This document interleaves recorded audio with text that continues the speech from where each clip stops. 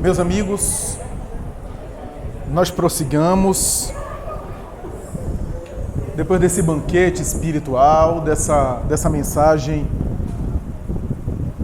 da música, mensagem essa que vai para além do discurso verbal frontal, porque a música consegue atingir aquele aspecto da comunicação que não é cognitiva, que não é cognoscível, inclusive, porque a música tem um discurso que vai além das palavras, né? A música é mais do que o próprio texto, porque a música tem de poesia, de melodia, de ritmo, de harmonia, que transcende, digamos assim, né? Transcende ao discurso frontal, né? E eu fico muito contente que tenha sido pós-almoço, né? Porque facilita o meu trabalho agora. Vejam que o que eu comentei sobre Jesus e a multiplicação dos peixes, segundo o texto do Evangelho, ele multiplicou os pães e os peixes e foi embora. Porque depois do pessoal comer, ninguém quer saber de ouvir mais nada, né? Não quer saber de escutar mais nada, porque a digestão, que é o filho da alimentação, produz um neto que é o sono, por conta do metabolismo, e aí a dispersão. E é uma tarefa árdua, hercúlea, quase intransponível de qualquer orador, falar depois das refeições, né? Porque para manter o público aceso e não ser tomado pelo obsessor do sono, é um negócio muito difícil, né? Mas vamos tentar, no clima ameno, caminhar para a conclusão do nosso raciocínio em torno do sofrimento psíquico e da mediunidade, ou dos fenômenos da experiência mediúnica e o sofrimento psíquico atrelado, acompanhando, simultânea ou indiretamente. A verdade é que naqueles dois itens que nós comentamos, o dinâmico e psicodinâmico e o estrutural, certa vez, me permitam aqui um breve comentário, certa vez, uma paciente minha, que é uma pessoa, inclusive, uma menina muito inteligente, sem ter conhecimento da área, porque ela não é da área, ou pelo menos não tem um conhecimento assim aprofundado da área, ela é de outra área, ela comentou sobre o estado e a vivência dela, mais ou menos falando o seguinte: existe uma diferença no mundo emocional, no meu mundo emocional, entre o clima e o tempo. O clima é algo mais constante e o tempo varia de dia para dia. O clima de Salvador é quente, mas o tempo pode estar chovendo. Ela ilustrou numa metáfora fantástica aquilo que é dinâmico, que é fluido, que é o estado emocional momentâneo nosso, e aquilo que é mais constante, que é estrutural. Aquele indivíduo que reencarna com uma predisposição à melancolia, o clima dele é melancólico, apesar de ele estar, às vezes, momentaneamente alegre. Mudar essa estrutura, esse software, esse programa que faz com que ele funcione daquela forma, é um desafio. Não é de um momento para o outro. Quando você pega a obra Pensamento e Vida de Emmanuel, você percebe que aquilo que Emmanuel chama de pensamento não é apenas o ato de raciocinar momentâneo. Emmanuel chama de pensamento todo o conjunto de funcionamento mental que está rodando em nós, inclusive aquilo que está inconsciente. Por isso que não é fácil mudar o pensamento nesse sentido de uma hora para outra. Às vezes você muda aquilo que você está mentalizando, o que já é um começo. Mas não necessariamente muda. Por exemplo, eu posso ter um temperamento ou um funcionamento mais melancólico, como eu disse, eu trouxe essa marca, ou seja, invariavelmente, se eu me deixar conduzir, eu sou mais melancólico, mas eu posso estar me esforçando por me manter otimista. Eu estou trabalhando isso. Mas aquele temperamento não vai mudar de uma hora para outra. Não se modifica de uma hora para outra. Isso é importante para a gente saber o que é que vai sendo modificado ao longo da reencarnação e aquilo que está em minhas mãos mudar agora. Aquilo que me cabe canalizar agora. Porque de um lado a gente tem um processo às vezes de desinteresse em relação àquilo que eu posso mudar agora, momentaneamente, e de outro lado a gente tem um processo de desânimo, porque acabamos por escutar o seguinte: mas eu não consigo mudar a minha forma de sentir, de pensar. Pensamento para Emmanuel é mais do que o raciocínio pontual. é o conjunto de pensamentos e de sentimentos que está o tempo todo rodando em mim. É por essa razão que às vezes eu estou me esforçando em leituras edificantes, eu estou me esforçando em oração, eu estou frequentando o centro, e de repente em sonho eu ainda sonho com coisas perturbadoras. De repente eu me pego ainda de vez em quando visualizando imagens perturbadoras. De repente eu estou esforçando-me na área mediúnica, mas ainda sinto os mal-estar, os desconfortos. Por quê? Porque eu estou começando a acender uma luz, mas quem acende uma luz num recinto todo escuro, a escuridão ainda aparece um pouquinho. Está sendo diminuída, mas ainda aparece. Se você está saindo de um túnel, dentro de um carro, e o túnel todo escuro, você já está visualizando a luz fora, mas ainda tem escuridão. O que eu quero dizer é que nós temos um passado que ainda é verdugo do nosso presente. E apesar de já estamos acendendo as primeiras lâmpadas, ainda tem uma grande treva que ronda os nossos passos. O que não significa dizer que a gente não possa fazer luz em nossa caminhada. Eu comentei aqui Ivone Pereira. Ivone Pereira trazia marcas do passado. Quem leu as obras dela sabe que ela era uma antiga suicida, mais de uma vez, aliás. E o suicídio dela era motivado por paixões na família e no casamento. Toda vez que ela estava, de alguma forma, vivendo a experiência conjugal, ela se desorganizava e acabava enveredando para o suicídio. Ela voltou na última encarnação melancólica com as marcas do suicídio no emocional e não no físico, o que contraria um pouco aqueles casos que a literatura mediúnica comenta muito, para você ver que cada caso é um caso, não existe algo absoluto, né, do suicida de alguma forma destruir o corpo e voltar com as marcas no corpo. Acontece isso muito, mas em nada na lei de causa e efeito é assim absoluto. No caso dela, ela voltou com saúde física. Ela reencarnou gozando de saúde física. O emocional dela, que era um temperamento melancólico, triste, né? Mas que ela lutou, ela perseverou. Muita gente não sabe que o grande afeto da vida dela, que inclusive teria sido afeto em uma dessas encarnações, ficou no mundo espiritual. Recordações da mediunidade, ela narra um pouco essa despedida dele, quando ele se aparta dela e ela fica de cama, deprimida. E anos depois ele reencarna. E eles trocam correspondência, porque ele reencarna na Suíça, ele é um suíço que se interessa por Esperanto, e ela falava muito bem, escrevia muito bem Esperanto. Só que ele tinha 40 anos e ela 75. Eles trocam correspondência, ele decide viajar para aqui para o Brasil para encontrá-la. Só que ela, pelo temperamento tímido, pela inibição, decide não encontrá-lo. Ele vai até a casa dela e a sua irmã Ismália recebe ele na porta e ela se esconde no quarto. E a irmã disse, infelizmente ela saiu, está em viagem. Então, ela ainda vê pela fresta, ele dá meia volta e voltar. Alguns meses depois ele desencarna e se comunica com ela. E depois de algum tempo ela também desencarna. E certa vez num evento da Federação Espírita Brasileira, Divaldo Franco estava presente e comentou essa história e disse que os dois estavam ali presentes de mãos dadas. Ora, nós temos, portanto, essa experiência do clima e do tempo. A princípio, o que a doutrina espírita lhe pede é que você procure trabalhar para a mudança do tempo, que o clima vai sendo modificado aos poucos. É isso que Kardec aborda naquele famoso texto do Evangelho segundo o Espiritismo, capítulo 8, Bem-aventurados os puros de coração, pecado por pensamento. Kardec vai dizer lá, mais ou menos assim: em vez de você ficar em conflito com seus pensamentos porque você pensa de maneira inferior, entenda que pensamento é consequência, não é causa. Mas aí Kardec está usando o pensamento no sentido de cognição, tá? De raciocínio, de mentalizar. Por que pensamento é consequência, não é causa? Porque a causa são as imperfeições. Você pensa negativamente porque você é um espírito imperfeito. No momento que você superar imperfeições, você vai pensar mais positivamente. A qualidade do seu pensamento vai se modificar. Por isso que no Evangelho segundo o Espiritismo, toda a proposta do Evangelho é em condutas. É no servir, no fazer o bem. Veja que naquele texto do capítulo 17, o homem de bem, Kardec enumera as questões que caracterizam o homem de bem. No final ele diz assim: aqui não estão todas. Ainda faltam algumas. Mas todos aqueles que se esforçam para conquistar isso, vai conquistar o resto. O que falta? As dimensões interiores do homem de bem. Porque o que Kardec especifica é o quê? Faz a caridade, perdoa o próximo, procura agir com justiça, devolve o mal com o bem. São todos comportamentos.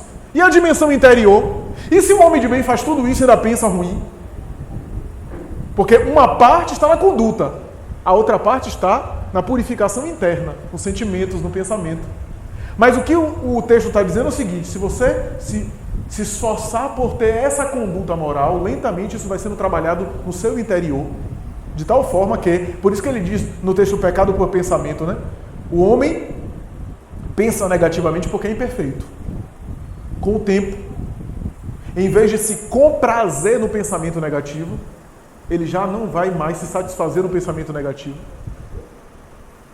E não vai mais praticar. Então vai passar pela cabeça dele, mas ele não vai ceder ao pensamento. Já é um progresso. E mais adiante, ele vai pensar e vai tentar substituir, trocar, repelir, como diz Kardec, o pensamento. Até chegar o momento que ele nem pensa mais no mal. Mas Kardec faz uma gradação. Aquele que pensa e se compraz no pensamento e só falta ocasião de praticá-lo, é como se o fizesse, diz Kardec. Aquele que passa o pensamento negativo no mal, mas não cede na conduta, está progredindo, está chegando lá. É a mesma coisa daquela ideia que no meu movimento espírita se bate muito, né? Eu faço bem, mas eu faço bem pensando na minha evolução espiritual. Está errado, não. Não tem nada demais você saber que você fazendo bem, você vai crescer espiritualmente. Se tivesse alguma coisa de ruim, os espíritos não tinham falado isso pra gente. Porque foram eles que disseram que a caridade nos leva ao aperfeiçoamento, que a prática do bem nos leva a superar as paixões. Não tem nada demais isso. Só que chega um momento que você nem pensa mais nisso, que o bem vai fazer bem para você, porque chega um momento que pelo hábito, pela prática do bem, você já se satisfaz pelo prazer de fazer o bem. Mas são níveis. Porque tem gente que diz assim: como eu faço o bem de maneira interesseira, é melhor não fazer. É melhor fazer o bem de maneira interesseira do que nada fazer. Se eu faço o bem, mas eu ainda tenho interesse, sei lá, por ganhar curtidas, por ganhar visibilidade, porque eu quero ser famoso, eu quero ser blogueiro, é um passo. Não é uma caridade completa, porque é uma caridade que tem interesse. Mas é melhor uma caridade que tem interesse do que caridade nenhuma. Chegará um momento que eu não sei o que minha mão esquerda faz com a minha mão direita. Uma mão não toma conhecimento do que a outra faz. Por quê? Porque quando eu automatismo, eu não fico mais contabilizando. Da mesma forma que eu não contabilizo as batidas do meu coração aqui. Da mesma forma que eu não fico contando a quantidade de vezes que eu respiro. Os automatismos físicos eu não fico contabilizando. Quando eu automatizar os automatismos morais, eu já não vou ficar mais contabilizando o bem que eu faço. Quando isso acontecer, da mesma forma que eu não conto as batidas do coração, vai ser o bem que eu faço. Aí eu já não sei o que uma mão faz com a outra. A proposta de Jesus. Então, o que eu quero dizer com isso é que, retomando a discussão que a gente estava aqui levantando, os sintomas da mediunidade, portanto, são os mais variados. A importância da disciplina, dos hábitos positivos, educação da mediunidade, leitura edificante, prece, oração e conduta moral, para eu ter proteção espiritual. Isso me livra das aflições da mediunidade? Não. Mas isso me dá mais recursos, reservas, dá mais força para lidar e não ficar congestionado, e não cair de cama, e não me angustiar demais, e não ficar depauperando, e não afetar minha saúde, porque eu tenho reservas emocionais. A mediunidade é um convite para a interiorização. A mediunidade é um convite para a viagem interior. Da mesma forma que um processo depressivo também nos convida a viajar para dentro. O indivíduo que deprime, ele viaja para dentro, a princípio de uma maneira perturbadora, para depois se conhecer o seu funcionamento, tentar entender as suas emoções, tentar entender quais são os gatilhos que faz a pessoa deprimir, para a partir daí tentar mudar de repertório, adotar um outro estilo de vida e evitar os gatilhos que levam a deprimir. A coisa não é tão simples assim, é claro, é mais complexa do que isso, mas o que eu quero dizer é que os sintomas são os mais variados. Como eu falei aqui, É importante avaliar se esses sintomas mediúnicos são esporádicos, são fugidios, porque é característica da mediunidade ser imprevisíveis e fugidios. Ou seja, serem fluidos, vem e vai. Da mesma forma que vem, sem motivo aparente, vai.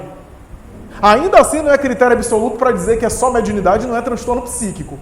Mas pelo menos é uma boa pista.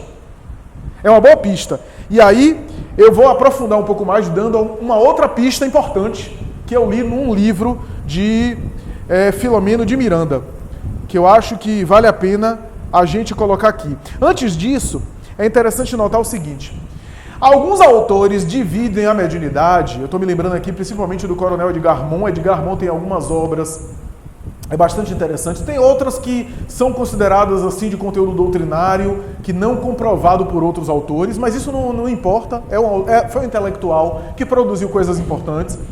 Mas Edgar Moon e outros autores, ele tem uma tese que, inclusive, outros autores endossam, né? Inclusive a própria Joana de Ângeles Pordivaldo, que é o seguinte: genericamente a gente tem uma mediunidade chamada natural. Essa mediunidade natural é aquela faculdade psíquica que você tem, que você vai sendo trabalhando ao longo das encarnações. Ou seja, é a sua sensibilidade, é o seu sexto sentido, que você vai trabalhando ao longo das suas encarnações. O que significa dizer que futuramente todos nós teremos um sexto sentido aguçado.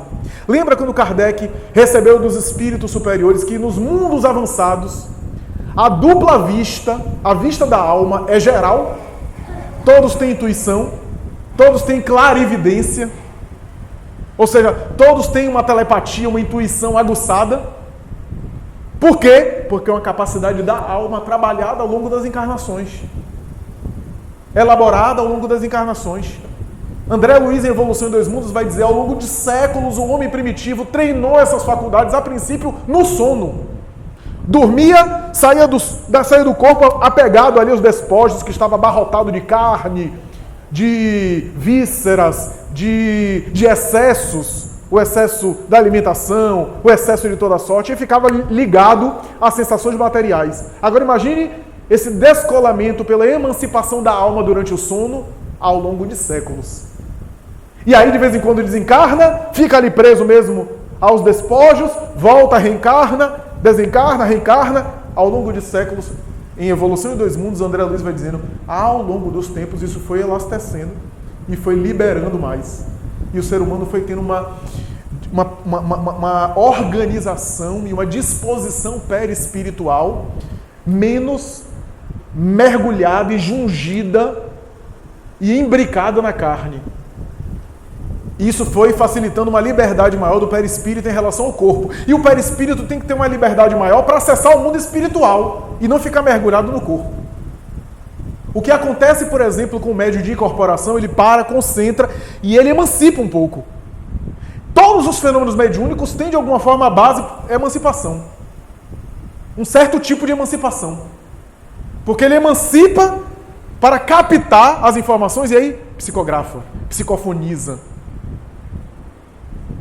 Porque é o perispírito do médium que se elastece, entre aspas. Gabriel Delany vai falar sobre essa expansibilidade do perispírito em alma imortal, para travar contato com o mundo espiritual e assimilar as emanações espirituais. E isso acontece de maneira intensa no médium ostensivo. Mas ao longo das encarnações, o médium natural está sendo trabalhado para isso. É uma faculdade da própria alma. Por isso a gente vê André Luiz em Libertação, Filomeno de Miranda em Tormentos da Obsessão falar no médium no mundo espiritual. O médium que serve de intermediário entre duas esferas. Porque a faculdade é da alma, não é do corpo. Só que no corpo, a faculdade se manifesta através de células e de um cérebro, de uma estrutura específica. Então temos a mediunidade natural e a mediunidade chamada de prova. A mediunidade natural é aquela capacidade que vai sendo adquirida, como nós falamos. A mediunidade de prova é o espírito não necessariamente adquiriu aquele patrimônio, mas em uma encarnação ou em outra, ele, por uma disposição do corpo, glândula pineal, etc., ele reencarna com um patrimônio mediúnico grande. Para quê? Para lidar com seus compromissos do passado. Porque ele pede essa capacidade para algum tipo de serviço, algum tipo de tarefa.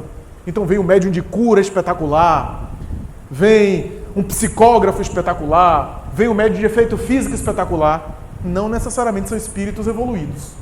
A maioria deles eram espíritos comprometidos. Zé Arigó, o maior médium talvez de cura. O famoso médium de Fritz, que depois popularizou em vários Fritz.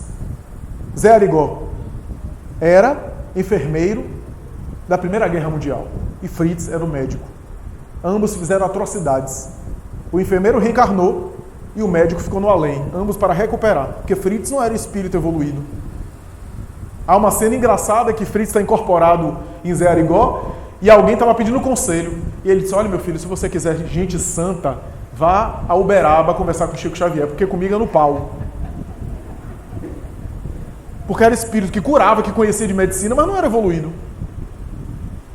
Se você for olhar, a maioria das produções e dos autores da psicopictografia, a pintura mediúnica, são espíritos geniais na sua arte, mas profundamente arraigados ao apego material e a paixões. É só você olhar a vida de Van Gogh, de Renoir, de Salvador Dalí, de Pablo Picasso, e você vai ver que eram geniais na sua arte, mas eram espíritos que tinham perturbações, que tinham conflitos.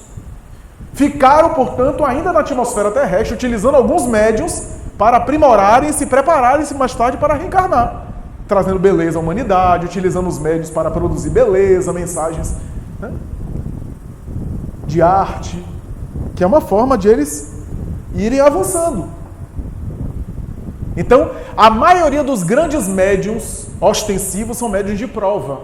Por isso que quando você vê a biografia desses médiuns, você vê quase sempre o início da mediunidade feita de tormentos obsessivos, feito de aflições das mais variadas. Por quê? Não, repito, não porque é médium, mas espírito comprometido, os comprometimentos apareciam através da mediunidade.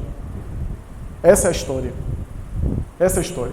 Você vê uma Dona Ivone Pereira, a aflição que ela experimentava, graças ao mérito dela, que ela transformou aquela tarefa mediúnica, difícil, numa missionária, pelas escolhas que ela fez. Mas a princípio era uma mediunidade de prova, uma mediunidade bastante atormentada, com doenças fantasmas e assim por diante. Então, eram, portanto, essas experiências. Você pega, por exemplo, o Divaldo Pereira Franco. Muita gente não sabe, Divaldo Pereira Franco passava muito mal. Tentativa de suicídio, o Máscara de Ferro, que de vez em quando atormentava ele, o Sueli Calda-Schubert conta isso no O Semeador de Estrelas. Vivia para lá e para cá caindo no chão. Quem era da época lembra que Divaldo muitas vezes era pego na Cidade Baixa, desmaiado, ali perto do elevador Lacerda. Perdia a consciência e tomava. O jornalista Abel Mendonça, que ajudou ele muito, pegava ele e levava ele para a casa de Emmanuel, ali em Santo Antônio, ali, perto do Aquidabã, em Salvador. E o orientava inicialmente. A primeira mensagem mediúnica que Divaldo recebeu foi em Muritiba, cidade do interior da Bahia, com Abel Mendonça do lado. Jornalista, intelectual, conhecedor dos fenômenos mediúnicos. Um dia na casa de Emmanuel, instituição que ainda existe, dirigida inclusive pelo filho do Abel Mendonça. Raquel Ribeiro estava presente, uma notável médium de materialização. Raquel Ribeiro chegava a levitar no ar, chegava a materializar espíritos à luz do dia, uma notável médium, pouco conhecida. Divaldo, mais uma vez, foi pego, desmaiado, foi levado para a casa de Emmanuel, passando mal. E o próprio Abel Mendonça, que tinha um temperamento forte, disse assim para Raquel: Raquel, eu vou desistir desse menino. Que moleque que me dá trabalho, uma mediunidade cheia de tormentos, cheia de problemas. Até que Raquel Ribeiro, incorporou uma entidade, Simbá, que levantou, fez um gesto assim, disse: companheiro, não desista desse sujeito aí. Esse jovem aí, eu quero lhe dizer que será o apóstolo Paulo da doutrina espírita. Um pregador excepcional da doutrina espírita. Escreva o que eu estou dizendo. E Abel Mendonça, que era muito cético, disse: esse moleque aí? Eu só vou levar em consideração porque eu respeito muito a mediunidade de Raquel Ribeiro. Eu dou muito crédito à mediunidade dela. E realmente era um vaticínio, era uma profecia.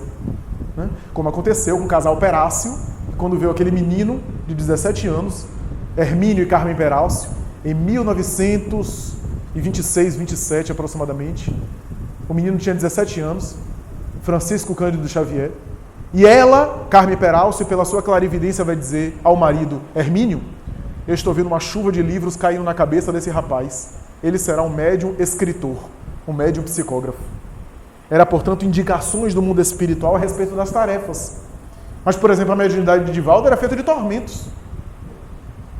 Mais de uma vez, tentativa de suicídio, assessorado por obsessão. Mal-estar mediúnico o tempo todo. Conflitos de toda sorte. Porque trazia compromissos negativos desde a época de Richelieu, no século XVII, quando, por ocasião da Guerra Franco-Austríaca dos 30 anos, que ele esteve ali reencarnado, junto a Richelieu, um dos responsáveis pelo desencadeamento daquela guerra. Volta, portanto, com aqueles compromissos. E o Máscara de Ferro, que era um dos obsessores que o perseguia, era da época que foi uma pessoa prejudicada por ele, que ele armou uma trama junto a Catarina de Médici e a corte. Então, vocês vejam como são os processos. Só que o que Divaldo fez de admirável foi tornar uma mediunidade cheia de tormentos, canalizar e se tornar um missionário, pela forma como ele conduziu com a mediunidade. Você olha hoje para Divaldo em paz, profundamente em paz, tranquilo, vencendo os limites orgânicos e as dores físicas pelo controle mental. E pelo seu bom humor, a vida emocional, que faz ele ter aquela disposição que acho que nem eu tenho, na minha idade, e ele com 90 e poucos anos. Viajando para lá e para cá, enfrentando os climas variados e tranquilo, apesar dos limites orgânicos. Então, você veja que é o recurso mediúnico canalizado para algo positivo. As aflições mediúnicas que foram transformadas em bem-estar, graças ao tipo de tarefa que foi sendo desenvolvida. O que não significa dizer a ausência de percalços. Agora é importante dizer o seguinte: é uma ocorrência mediúnica que está me deixando com perturbações emocionais, com aflições mediúnicas, com aflições psíquicas também, porque a aflição mediúnica é aflição psíquica. Passa pelo psiquismo. Bom, aí eu tenho que ver o tratamento da educação mediúnica, do estudo da mediunidade e de práticas edificantes para sintonizar com o alto, vai me retirando desse processo? Quando eu oro, quando eu leio, eu saio dessa nuvem? Porque isso é uma indicação. Se eu fico e continuo atormentado, ainda que seja algo mediúnico, eu preciso me tratar. Porque eu estou tendo também sofrimento psíquico. A princípio eu faço o tratamento da casa. Não está melhorando, eu preciso buscar outros tratamentos. E aqui vale uma dica de Filomeno de Miranda. Ele vai dizer o seguinte: se os tratamentos da casa, o indivíduo está frequentando o passe, está frequentando a doutrinária, está fazendo leitura edificante, estudo da doutrina e não está vendo nenhuma alteração, Filomeno de Miranda vai dizer: vale a pena desconfiar que não é só algo mediúnico. Pode ser uma depressão também. A pessoa pode ser médium, mas pode estar deprimida. Então é muito cuidadoso isso. É muito cuidadoso. Delicadíssimo. Da mesma forma que é delicado o médium achar que os espíritos vão curar ele para tudo e ele não ir para o médico, por exemplo. Imagine você. Chico Xavier tomava quase 20 comprimidos por dia de várias coisas, porque tinha problema de saúde física. Era um médium excepcional, mas o corpo físico, a máquina, tinha problemas. Nunca deixou de fazer os tratamentos médicos. Ele até quis fazer uma barganhazinha com Emmanuel, com Bezerra de Menezes, né? Diz: doutor Bezerra, você cura tanta gente por meu intermédio, e agora essa cirurgia da próstata que ele teve que fazer. E Emmanuel disse: você não é diferente de ninguém. Você vai se submeter aos tratamentos médicos, vai abrir com bisturi, vai retirar a próstata, etc. E olha que Bezerra curava muita gente por seu intermédio. Né? Então, é interessante isso, né? Interessante essas experiências que nós vimos, porque é uma via de mão dupla. Se eu estou deprimido e ansioso e sou médium também, a perturbação psíquica pode abrir espaço para também a conexão com outras mentes que vão amplificar os meus sofrimentos. Mas, se eu sou médium e eu estou recebendo uma pressão e uma sede espiritual, se eu me deixar também levar sem as defesas espirituais que o espiritismo, a terapia espírita me oferece, eu vou acabar afetando o meu humor, o meu quadro de ansiedade, o meu psiquismo, e aí vou gerar também um problema psicológico. Uma coisa afeta na outra. Desde que a coisa fique no cenário mediúnico, e eu perceba que quando eu acesso a casa espírita e as práticas espíritas, eu me sinto um pouco melhor, eu saio um pouco do estado, e é uma coisa que vem que vai, eu posso ir tentando a terapia espírita. Mas se é uma coisa que não melhora com o tempo, eu tenho que suspeitar que não é só um quadro mediúnico. Um quadro mediúnico, né? Nós temos uma atmosfera individual, que os espíritos falam, né? Uma atmosfera individual, e temos uma atmosfera que gera uma psicosfera ambiental a partir de então. Essa atmosfera individual forma, digamos assim, o nosso DNA psíquico, a minha irradiação. Né? Se você quiser uma comparação, eu vou fazer uma comparação grosseira com o nosso mundo. O meu cheiro, o meu perfume. Tá? Então eu irradio uma aura, uma atmosfera, que tem a ver com as qualidades emocionais, psíquicas e morais que eu carrego, e eu irradio isso e sou identificado e reconhecido como tal. E eu sinto também a irradiação do outro. À medida que a minha sensibilidade aguça, eu sinto mais. Então eu estou com uma pessoa muito tensa, muito ansiosa, se eu concentrar, eu começo a sentir o que ela está sentindo. Daí a ideia do médium se educar mediunicamente, para também não ficar querendo sentir as coisas dos outros. O médium no começo, ele vai conversar com alguém que é bipolar e ele fica tripolar. Porque ele começa a conversar, ele penetra muito psiquicamente na outra pessoa. Com o tempo ele vai tendo cuidado de não ficar tentando, né, invadir psiquicamente, porque ele acaba sentindo que a outra pessoa sente. Aí a pessoa conversa com ele com a dor de cabeça, sai ótimo, e ele fica com a dor de cabeça. Também acontece o contrário, né?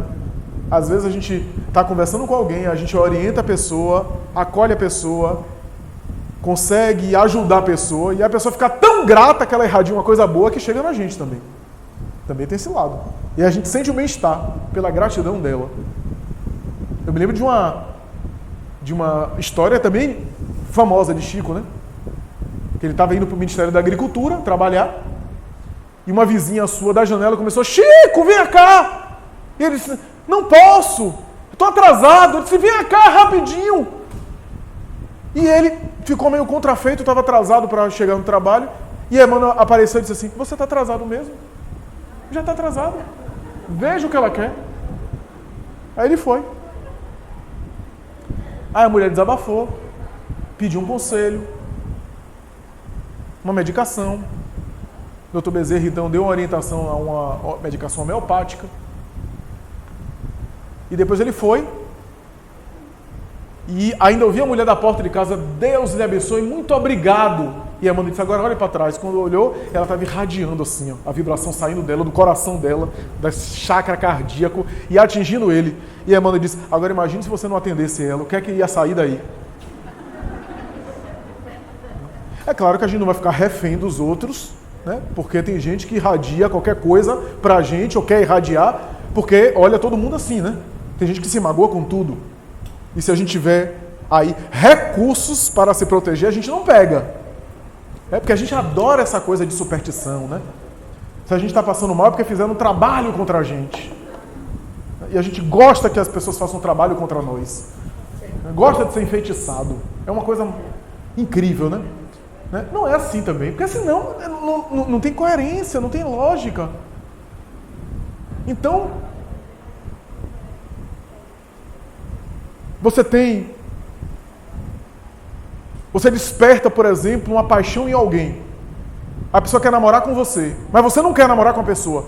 Aí a pessoa se chateia, faz um trabalho contra você e você morre. Onde está a lógica disso?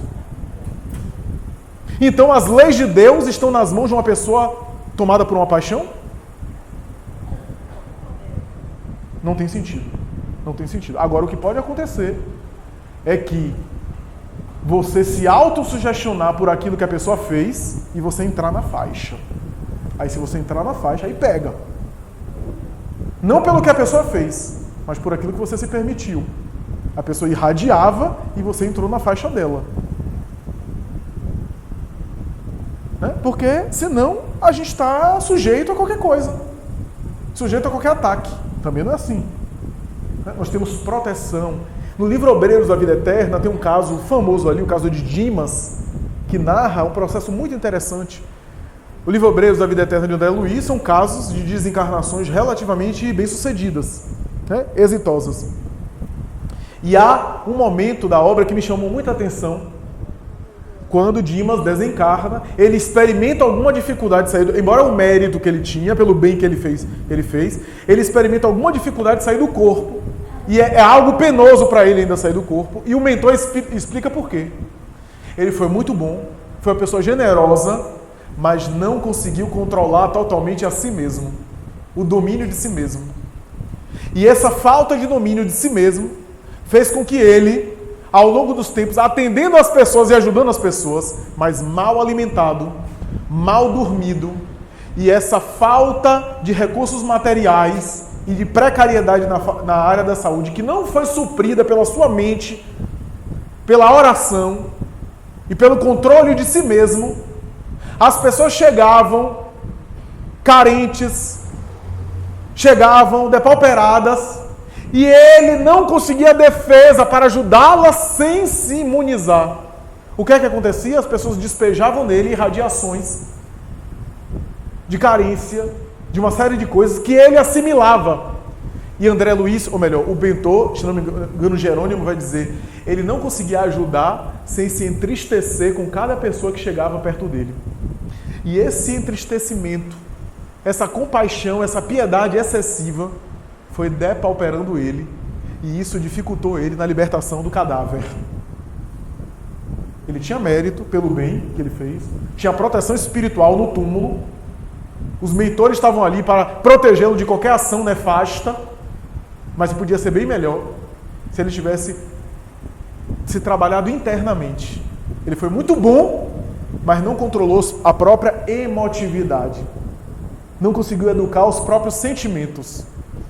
Então, meus amigos, temos que ter esse cuidado, temos que ter essa noção, temos que ter essa sensibilidade. Por quê? Porque essa atmosfera individual é que vai nos dar defesas magnéticas ou vai nos tornar vulneráveis à irradiação de outrem, à mentalização de outrem. Estamos sempre sendo influenciados e influenciando. Diz Joana de Ângeles, tu és sempre um exemplo para alguém. E sempre tem alguém copiando você, para o bem ou para o mal. Então tem cuidado com as suas atitudes. Porque sempre tem alguém imitando você, ou observando o seu comportamento. Então é necessário tomar cuidado. E essa atmosfera, essa psicosfera espiritual, vai fazer com que os médiuns sintam mais essa atmosfera. O médium, para ser médium, não precisa se preocupar com o moral, no sentido de produzir o fenômeno. Mas o fenômeno é importantíssimo para o uso que ele faz. Porque médium, ser médium mesmo, até no meio da rua. Quanta gente a gente vê embriagada no meio da rua, conversando sozinha, e às vezes está sendo instrumento de transe ali. Médium de alcoólatras. Dando passagem, conversando sozinho. Às vezes está incorporado ali, a gente nem sabe. Então ser médium nesse sentido não é meritório, não é garantia de nada. Ser médium para ser repórter de desgraça, de tragédia, né? Já basta alguns programas aí na televisão, que eu não vou nem citar quem, mas, enfim. Se você quer ser repórter sensacionalista do além, é aquilo que eu falei. Quanto mais se queixa, mais vontade tem de se queixar. Quanto mais passa a notícia catastrófica, mais os espíritos vêm para falar sobre coisas catastróficas. O médium tem que ter um bom senso de filtrar, de saber o que falar, se é para o bem do outro. Porque se ele for falar, os médiuns aqui vão concordar comigo, se o médium for falar tudo o que sente, no dia seguinte ele está tomando eletrochoque. Porque é tanta sensação estranha, Você está conversando com alguém, vem tanta coisa estranha, tanta sensação, e nem todas as sensações você pode confiar cegamente. Então, é importante ter o cuidado de saber filtrar, de saber o que eu vou falar.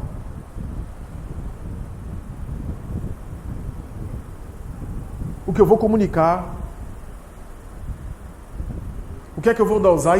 Essa notícia aqui vai ser para o bem, essa informação vai ser para o bem. Isso daqui vai ser uma coisa, um exibicionismo desnecessário. Para que eu falar que eu estou sentindo isso e aquilo? Isso vai ajudar a pessoa? Será que isso está certo? Ou será que eu estou sendo vítima de um espírito brincalhão que vai me colocar no ridículo? Tudo isso o médium tem que raciocinar. Tem que pensar direito.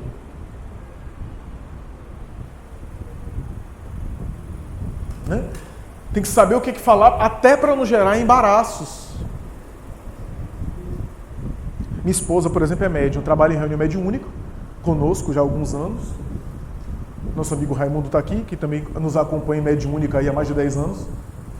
E certa vez eu estava numa casa espírita com ela, e vejo o cuidado do médium que eu nem tinha ideia na época. Depois da palestra que nós fizemos, a gente foi conhecer a casa, as pessoas gentilmente foram, né, apresentando, etc. E ela tinha, logo quando ela entrou na instituição, ela percebeu uma entidade espiritual ali na instituição e ela descreveu para mim a entidade espiritual, as características físicas. E aí, quando o povo foi mostrar a casa, teve uma hora que entrou numa sala, tinha um quadro do sujeito. E eu já fui falando, ela me deu um beliscão. Eu disse, por quê? Ele disse, Flávio, você não sabe. Você não sabe como é que é lidado aqui nessa casa assim. Você tem que ter cuidado. E se a casa acha que ele reencarnou, quem sou eu para dizer o contrário? Eu vi o sujeito lá na porta, é ele mesmo. Olha o cuidado do médium. Você não vai gerar embaraço aqui. E se as pessoas aqui acreditam de outra forma? Receber uma outra informação?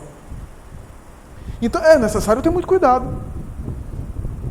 E o médium, aí que está o moral, o médium que vive uma vida, por exemplo, promíscua, uma vida grotesca, um estilo de vida sensual, por exemplo, ele fica numa atmosfera que Emmanuel chama de neblina carnal, que ele acaba se comprazendo com as sensações dessa atmosfera e dos espíritos que compõem. Então ele não consegue sair dessa craveira comum, dessa atmosfera. As suas sensações e as suas conexões são com esse tipo de entidade. E o que é que acontece? Por que eu estou dizendo isso? Porque quando o indivíduo desencarna, ele leva consigo essa atmosfera. Por isso que Kardec vai falar sobre a perturbação espiritual do desenlace, né? Do desvinculamento, da desvinculação dos laços corporais, que é essa dissipação dessa atmosfera. Só que essa atmosfera é aquilo que o indivíduo acumulou, é aquilo que o indivíduo construiu a respeito de si mesmo. Tem uma mensagem de Emmanuel chamado, no livro Pensamento e Vida, que Emmanuel vai dizer o seguinte, que a morte é uma espécie de diploma de graduação. Olha que essa mensagem, diploma de faculdade.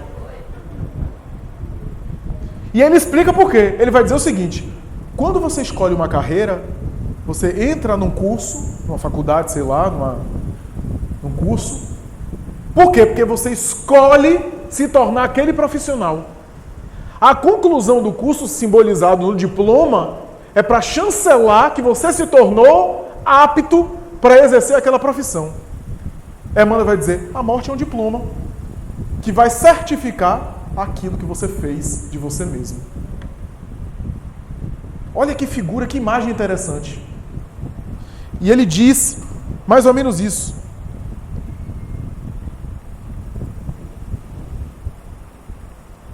Só para ser fiel, o pensamento dele.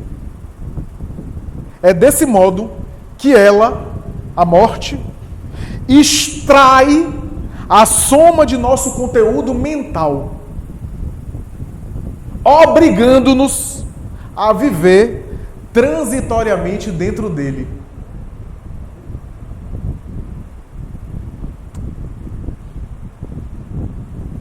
É assim. Cadê?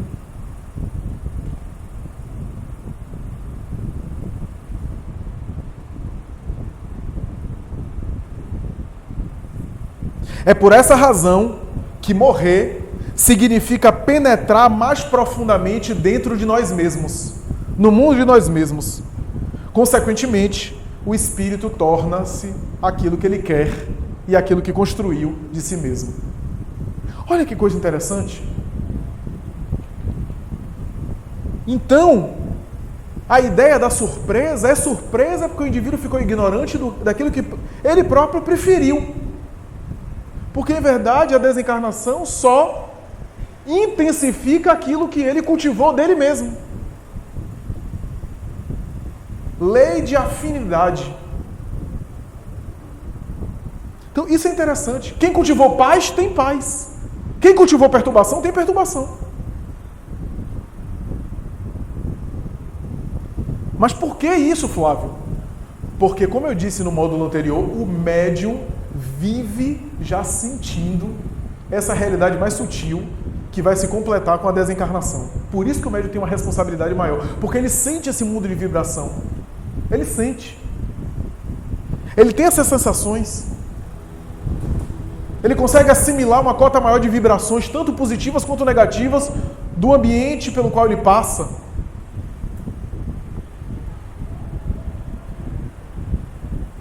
Daí Chico Xavier disse que depois de toda uma trajetória, quantas vezes ele também se sentia envolvido numa sensação de bem-estar, depois de uma sessão mediúnica, por exemplo, densa, depois de espíritos bastante materializados se comunicaram por ele, e equilibradamente ele conseguia ser o médium mais capaz. Quem me disse isso certa vez a respeito de Divaldo foi o pessoal do projeto Filomeno de Miranda. Zé Ferraz, João Neves, esses trabalhadores que conviveram muito com Divaldo. Eles disseram, os espíritos mais grosseiros, aqueles às vezes com formas animalescas, de licantropia, de zoantropia, que se comunicavam na sessão, vinham por Divaldo. Porque era o médium mais capaz de dar conta. A gente acha que o médium mais capaz é que só recebe guia espiritual. O médium que só está recebendo guia está precisando ser guiado. Tem alguma coisa estranha aí. Você imagina a coerência? Eu só recebo Bezerra de Menezes para cima. E eles vêm conversar comigo, como se fossem assim meus amigos, que a qualquer momento estivessem se comunicando conosco.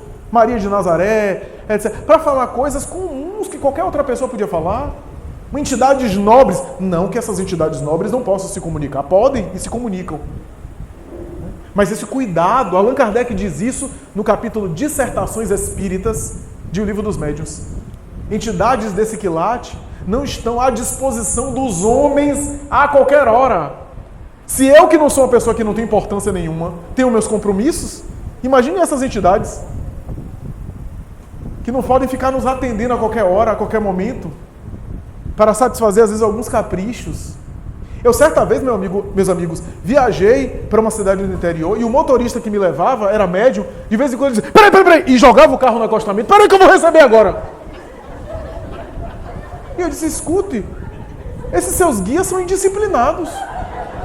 Tem que receber a mensagem mediúnica agora, na hora do trânsito. E aí ele, opa, aqui, ó, tô arrepiado. E ele diz comigo, acho que eles que se arrepiam de mim. E fala para eles aí, para ter o tempo deles, não é a hora não. Então, você veja até que ponto a gente chega. Né? E por isso esse seminário, esse tema é importante. Porque também a gente está pegando pessoas que estão deprimidas, pessoas que estão com desequilíbrio e dizendo, essa é a mediunidade forte. Por quê? Porque a pessoa treme, cai no chão. Venha desenvolver a mediunidade e vai desenvolver a loucura. E os médiuns autênticos estão sendo deixados de lado. Porque essa coisa de fazer muito estardalhaço não é mediunidade. É desequilíbrio nervoso. Temos que ter muito cuidado, meus amigos. Muito cuidado. O médium antecipa essa realidade espiritual da desencarnação, porque ele sente de maneira mais sensível o mundo de vibrações. Esse mundo de vibrações. Mas tem tanta nuance, porque até agora eu estou falando sobre as aflições, né? Tem tanta nuance positiva da mediunidade. Tanta coisa interessante. tanta experiência dignificante. Na vida de Bezerra de Menezes tem um fato que muita gente não sabe ou não sabe, que é o seguinte: quando Bezerra de Menezes se transferiu do Ceará para o Rio de Janeiro para estudar medicina na Faculdade de Medicina do Rio de Janeiro, ele passou por muitas necessidades materiais, inclusive fome. E um dia que ele se oferecia, ele anunciava como professor de matemática e de outras disciplinas, alguém o contratou para ser seu aluno de matemática. Uma espécie de banca que ele dava a alunos, a jovens. E o sujeito pagou antecipadamente uma série de aulas e nunca mais voltou. Nunca mais voltou. E se especula que se tratava de um ser espiritual. Talvez o mesmo ocorreu com Mozart, quando alguém muito estranho bate na sua porta e lhe paga um valor para que ele pudesse fazer uma missa de Requiem, o famoso Requiem de Mozart, considerada a obra-prima sua, que ele nem chegou a concluir porque ele morreu antes. O Requiem talvez fosse para ele mesmo. E esse indivíduo, esse patrono, esse mecenas que pagou a ele, possivelmente era um ser espiritual, porque desapareceu e nunca mais voltou para cobrar nada. Mozart vivia em dificuldades financeiras, e a obra de Mozart é considerada espetacular, principalmente essa última, o Requiem, que foi concluída por um aluno seu, um dos discípulos seus, que foi bem no estilo de Mozart para concluir, talvez inspirado por ele, porque a conclusão foi bem no estilo de Mozart.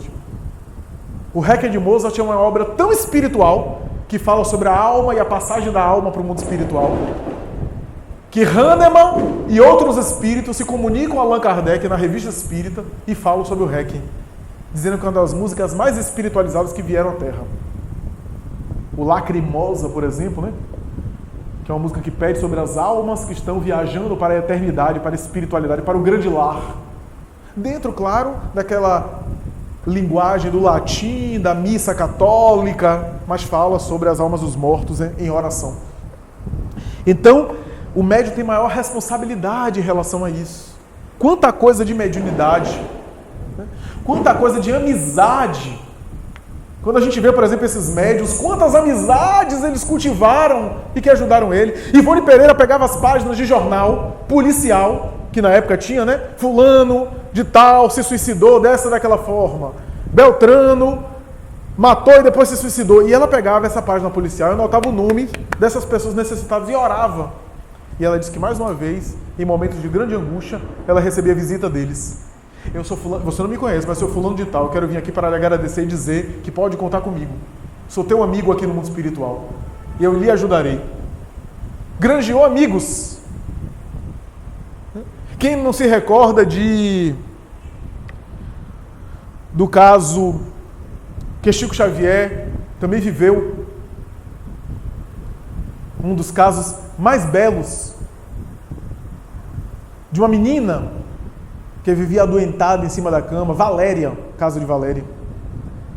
Que caso lindo, que ele cuidava, dava banho, penteava cabelo, ela toda retorcida, um drama ali do passado. E depois de muito cuidar, ela que quase não articulava a palavra, ele começou a falar para ela falar alguma coisa. Ele disse: minha filha, fale Jesus, o nome de Jesus tem tanta força nesse planeta. Porque por detrás dos processos espirituais desse orbe sempre tem o DNA dele. Fale Jesus, Jesus. E ela se esforçou e falou: Jesus. Ela morreu depois de complicações respiratórias, desencarnou. Passou muito tempo e um dia ele foi hospitalizado com problemas de angina, problemas cardiológicos. E um dia ali, entubado inclusive, ele recebeu a visita de um espírito que chegava perto dele, olhava, aplicava passe na região cardíaca e saía. Aplicava passe e saía. E não falava nada. Um espírito lindo, uma mulher linda, jovem, com os trajes das cortes europeias, especialmente de Portugal e Espanha, porque na verdade ela teria sido Valéria, anteriormente, uma personalidade conhecida da Inquisição Espanhola. E aí, em determinado momento, ele, quando já estava se recuperando, disse: minha filha, antes de você ir embora, quem é você que vem aqui, me aplica passe, me causa tanto bem-estar? Eu não conheço. Ele disse, você me conhece. Ele disse, então diga, conhece, Chico? Você me conhece. Eu vivi próximo a você, aqui nas Minas Gerais. Ele disse, então diga seu sobrenome, que eu conheço muitas famílias aqui. Ele disse, eu só vou dizer uma coisa para você. Jesuso. Ele disse, Valéria, você tá linda, Valéria, aí. Ele disse, pois é. Você conquistou minha amizade, pode contar comigo daqui. Quer dizer, o indivíduo vai fazendo bem e o médico que tem uma percepção mais acentuada vai conquistando essas amizades, essas simpatias.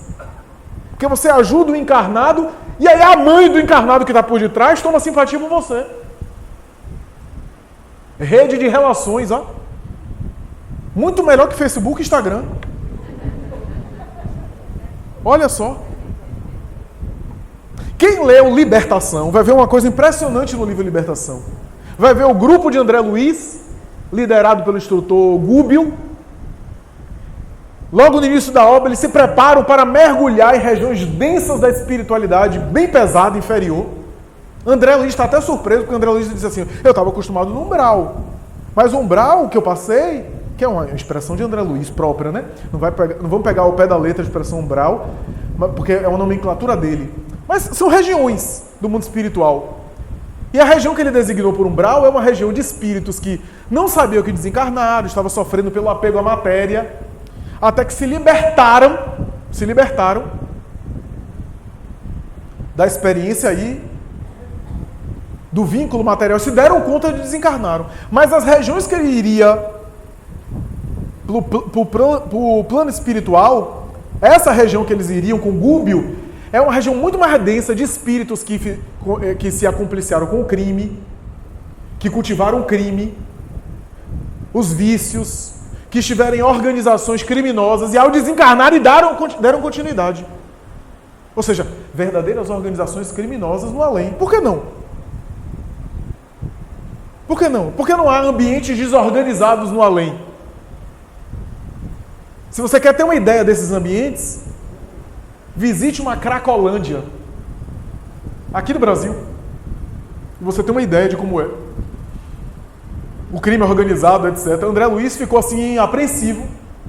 Gúbio vai ser o chefe da missão. E aí ele fica sabendo que Gúbio está indo lá, nessa região densa, para ajudar. Mas pela evolução do mentor, do instrutor, ele não se sente no direito de, nessa viagem, fazer um pedido pessoal. Mas todos sabem que lá na região densa está uma filha dele. Alguém que foi filha dele na Terra, uma filha do coração, que está nessa região, nessa organização criminosa. Você veja o espírito evoluído, né? Não, vamos logo salvar minha filha. Eu faria logo isso. Não, ele nem tocava no assunto. Não se achava no direito de colocar os seus interesses acima dos interesses do grupo, mas ele tinha a expectativa de poder ajudar a filha durante o processo. Algo parecido que aconteceu com a mãe de André Luiz, né? Quando André Luiz vai chorar com a mãe dele lá em Nosso Lar, ele diz, meu filho, para e cala o seu choro. Porque aqui eu estou aprendendo que o amor de mãe na terra, ainda assim, embora seja um amor muito bonito, precisa ser educado e aperfeiçoado. Porque se eu tivesse que ser tomada pelo amor de mãe que eu tinha por você na terra, eu ia pegar você no colo, ia brigar com todo mundo aqui na colônia para defender você.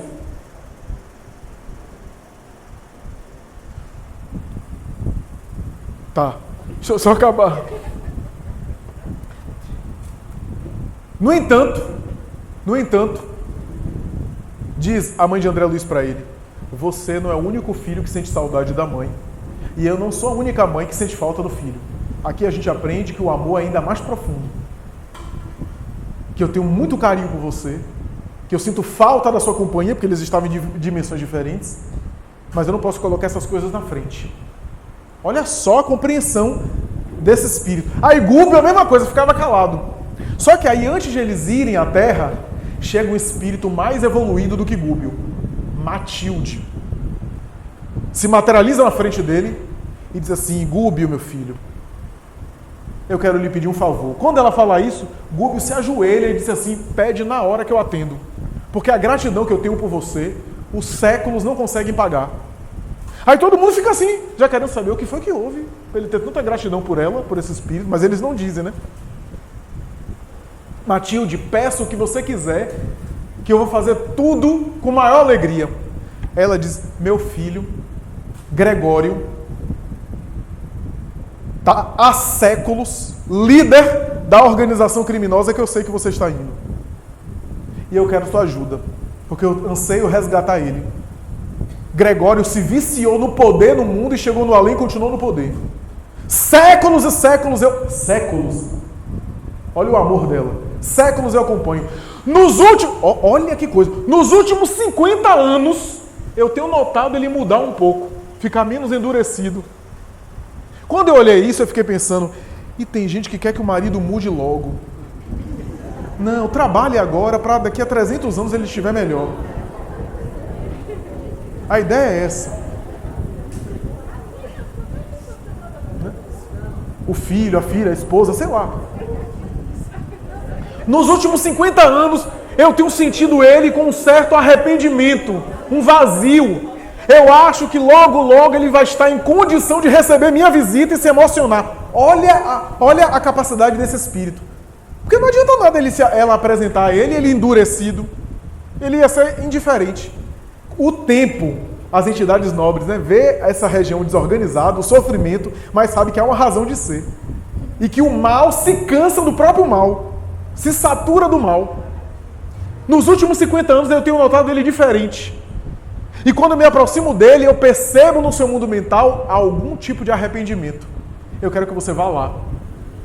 E eu quero que você também tente sensibilizar Gregório. Porque depois eu vou aparecer para ele. A obra Libertação é sobre a saga de Matilde em relação a Gregório e o resgate de Gregório. Gúbio disse, Matilde, mesmo que ele tente me perturbar e até me torturar, será uma alegria fazer isso por você. Você nunca me pediu nada nesses séculos todos. E eu tenho uma dívida grande de gratidão por você. Nunca você me solicitou nada. E eu fico alegre aqui por estar fazendo alguma coisa. Mesmo que ele me perturbe, ao olhar para ele, eu vou lembrar de você. E eu vou ter condição de ter mais tolerância com ele. Só que o que a gente não sabe o que é? É que Gregório foi o grande perturbador da filha dele. Gúbio tinha uma filha naquela região que estava ali por causa do aliciamento e da perturbação de Gregório sobre ela. Veja os espíritos, a rede de relações. Se for aqui no mundo, olha o que sua filha fez. O que é que você quer me pedir no favor, rapaz? Você sabe o que é o que seu filho fez com a minha filha? Não é assim que a gente faz? Espíritos superiores, eles se reúnem. O filho dela perturbou a filha dele. E os dois davam as mãos para tentar ajudá-los. Rede de relações. A mediunidade propicia isso. Propicia essa compreensão. E essa visão de laços espirituais que são mais profundos. Quem não se recorda daquele momento em que Chico Xavier, cuja irmã foi internada no sanatório psiquiátrico, ficou mal no sanatório psiquiátrico, diagnosticada como esquizofrenia, era uma obsessão, inclusive. E ele ia visitar, imagine os sanatórios psiquiátricos daquela época, né? A Casa dos Horrores. Ele ia visitar e quando saía tão deprimido que ele ficava na calçada em frente à instituição, chorando. A Emmanuel apareceu e disse assim, o que está acontecendo? O senhor é meu guia e não sabe o que está acontecendo? Imagine. Se o senhor que é meu mentor não sabe, claro que a pergunta do mentor era uma pergunta retórica, né? Para ele que ele falasse. O senhor não sabe? Minha irmã está internada aí nesse hospício. E aí Emmanuel diz assim, eu não sei por que você está tão acabrunhado agora, porque tem muitas irmãs suas internadas aí há muito tempo. E só agora que você fica assim, triste? Você acha que a dor do Xavier é maior do que a dor dos Gonçalves, dos Souza, dos Lima, e aí, dos Pereira, e começou a falar dos sobrenomes, né, mais conhecidos da tradição do Brasil. Ele se deu conta que se tratava de uma lição, não era desconsiderar o afeto que ele tinha pela irmã, né? Mas era uma lição que o guia espiritual estava dando e que a mediunidade propicia isso, essa visão mais profunda das coisas, essa sensibilidade mais aguçada, né? Isso ajuda os indivíduos. Numa época em que inteligência emocional é uma coisa tão valiosa, mediunidade ajuda o indivíduo a ter inteligência emocional, a se colocar melhor no lugar do outro. a sentir melhor o outro. Né? Então, meus amigos, essa é a estratégia. A mediunidade, em vez de provocar transtorno psíquico, a longo prazo, bem cuidada, produz saúde psíquica, saúde emocional, saúde espiritual. E essa é a proposta aqui desse nosso raciocínio. Vamos caminhar agora para o intervalo, mas antes gostaria só de citar o seguinte. Certa vez, Chico disse a Elias Barbosa o seguinte, que ele tinha sido vítima de mistificação mais de uma vez. Está na obra No Mundo de Chico Xavier, do Dr. Elias Barbosa. E aí perguntaram como é que é possível isso. E ele disse, Emmanuel permitiu que isso acontecesse, que espíritos mistificadores se passassem por ele, para que eu nunca me envaidecesse e nunca me sentisse assim infalível na tarefa mediúnica. Eu sempre tivesse vigilância e tivesse humildade, que é característica mental importante para o transe mediúnico. A humildade coloca o indivíduo olhando as coisas de baixo para cima e não orgulhosamente de cima para baixo. Essa postura faz o indivíduo estar mais disponível, mais passivo. O indivíduo prepotente, ele é muito cheio de si. Então ele prejudica a passividade mediúnica. Por isso que o temperamento do Chico maleável ajudava nas comunicações as mais variadas. Ele era um médium maleável na mão dos espíritos. Veja que o temperamento ajuda nessa conexão com o mais alto. E ele disse, Emmanuel permitiu isso para que eu não me achasse infalível. Olha só. E aí há uma história muito bonita, em que há um momento em que uma senhora chega com ele uma carta e diz, Chico, houve algum erro aqui. Eu estou vendo essa carta, essas informações que aqui estão sendo dadas não batem, não tem nada a ver com meu filho, não tem nada a ver com ele. Chico olhou para ela, estava doente, tinha contraído tuberculose com os pobres, estava dormindo pouco porque estava ajudando a família, uma série de irmãos, uma família extensa, e ele trabalhando exaustivamente. Estava começando a cegueira de um olho, estava bastante desgastado. Aquela época era a época do processo de Humberto de Campos. A família de Humberto de Campos colocou Chico na justiça, requerendo os direitos autorais da obra. Ele estava muito desgastado. Ele olhou para ela, sem saber o que dizer. Isso quem contou foi Arnaldo Rocha. Olhou para ela sem saber o que dizer. Começou a ficar pálido. Arnaldo Rocha disse que quando ele começava a ficar pálido, ele estava sentindo alguma presença espiritual. Se aproximou dela, deu um abraço nela, pediu a mensagem, disse, a senhora me desculpe, seu filho está aqui do lado, está dizendo que vai corrigir todas as informações. Ele caiu em transe e começou a psicografar. Começou a corrigir todos os nomes. Deu mais de 30 nomes da família. E ao voltar, ele pegou e disse, aqui está. A senhora me desculpe, o erro foi meu. Eu estou muito cansado, estou muito doente e devo ter perturbado o filtro da mensagem mediúnica. Olha só, um médium daquele quilate. Né? Como aconteceu na obra O Consolador. Na obra O Consolador tem uma parte que Emmanuel dá uma mensagem. Guilhom Ribeiro, eu acho, Guilhom Ribeiro ou Quintão, não me lembro. Acho que era Guilhom Ribeiro, estava encarnado. Guilhom Ribeiro questiona que ali o trecho estava estranho. E Emmanuel dá uma nota de rodapé dizendo, meus amigos, me perdoem. Peço humildemente para corrigir esse trecho. Porque o problema foi de filtragem mediúnica. O médium não filtrou direito o pensamento dele. Então todos nós somos falíveis. Só que o médium bom, ideal, diz Allan Kardec, é aquele que é simpático aos espíritos bons. Não é aquele que se comunica de maneira ostensiva, de maneira forte. Não, o médium bom, independente do grau da faculdade mediúnica, é aquele que é simpático aos bons espíritos. Isso é, que tem afinidade pela conduta moral fluídica com os espíritos bons. Porque ele é uma fonte de credibilidade. Vamos aí dar o espaço para concluirmos mais tarde com o último dos nossos raciocínios.